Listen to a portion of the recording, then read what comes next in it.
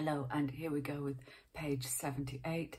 And yesterday they were listening to Shirley's account of the recent fracas in the cabin, and the lines of anger deepened upon Captain Clifford's forehead as he learned about the case of contraband rifles which had been unmasked by Hurricane Scorpion in the airliner's aft cargo hold. That was quite the tongue twister, actually.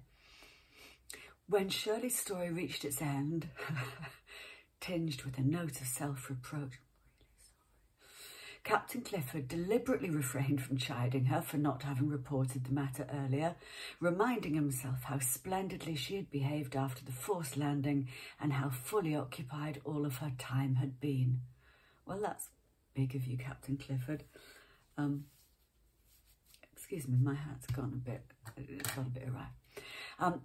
But for a few moments he sat in silence, deep in thought, staring unseeingly out through a splintered windscreen. That's the picture of madness, isn't it? Unseeingly out through a splintered windscreen.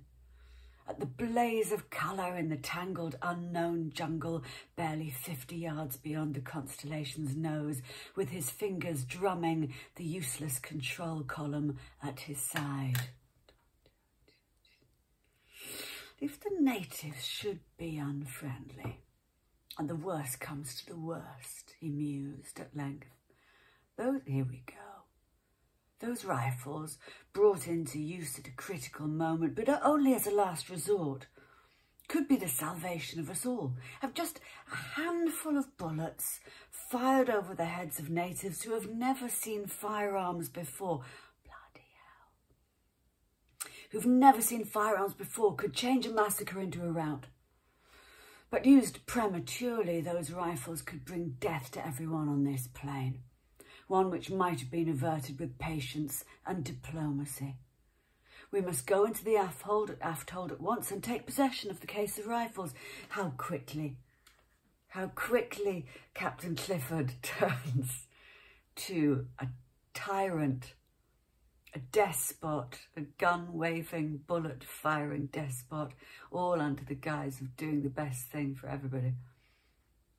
When the little party passed through the cabin and out into the blazing evening sunshine, Shirley saw that Chief Steward Sam Reeves had put the magic of his Irish blarney to the best of possible use in persuading the passengers to resume their cold suppers.